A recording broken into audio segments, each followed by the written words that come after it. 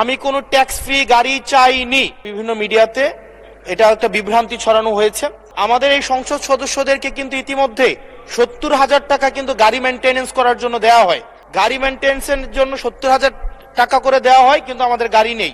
MP শেষ, তারপরে হচ্ছে গাড়িটি আবার সরকার ফিরিয়ে নিবে। সরকারি দল এবং বিরোধী দল প্রত্যেকেই একটা কমিটমেন্ট দিয়েছে, বহুদিনের প্রচলিত যে ট্যাক্স ফ্রি গাড়ি এবং প্লট আমরা নিব না, এই বিষয়ে আমরা সিদ্ধান্ত নিয়েছি।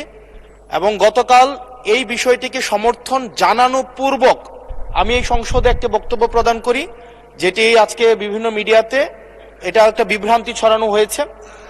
আমি আমার জায়গা থেকে যে ট্যাক্স ফ্রি গাড়ি আমরা নিব না এবং প্লট এই সুবিধাটি যেটা আমরা নিব না, এই সিদ্ধান্ত সমর্থন পূর্বক আমি জানিয়েছি জেলা পরিষদের চেয়ারম্যান, উপজেলা পরিষদের চেয়ারম্যান, পৌর মেয়র, ডিসি, ইউনো, এসিল্যান্ড সহ অন্যান্য সরকারি অফিসার সরকারি কার্য পরিচালনা করার জন্য যেভাবে সরকারি একটি গাড়ি পেয়ে থাকে, ঠিক একই প্রক্রিয়ায় আমাদের যারা সংসদ সদস্য আছে তাদেরকে ঠিক একই প্রক্রিয়া একটি গাড়ি ব্যবহার করা দেয়া যায় কিনা সেটি আমি এই সংসদে আমি জানিয়েছিলাম। সরকারি মালিকানাধীন একটি গাড়ি যতদিন পর্যন্ত এমপি থাকবেন ঠিক ততদিন ব্যবহার করবেন এবং সেটির জন্য কিন্তু এক্সট্রা খরচও লাগবে না। কারণ আমাদের এই সংসদ সদস্যদেরকে কিন্তু ইতিমধ্যে 70,000 টাকা কিন্তু গাড়ি মেনটেনেন্স করার জন্য দেওয়া হয়। এখন গাড়ি মেনটেনেন্সের জন্য 70,000 টাকা করে দেওয়া হয়, কিন্তু আমাদের গাড়ি নেই।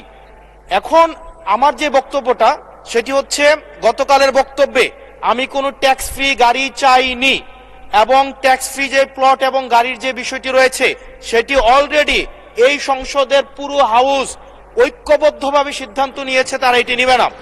এবং এই ত্রয়োদশ জাতীয় সংসদের প্রত্যেকটি এমপি সেটির জন্য একটি অনন্য নজির স্থাপন করেছে।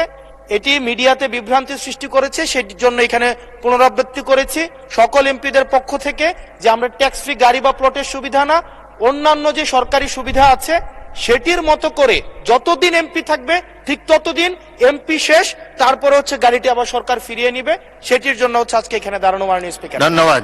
ধন্যবাদ মাননীয় সদস্য।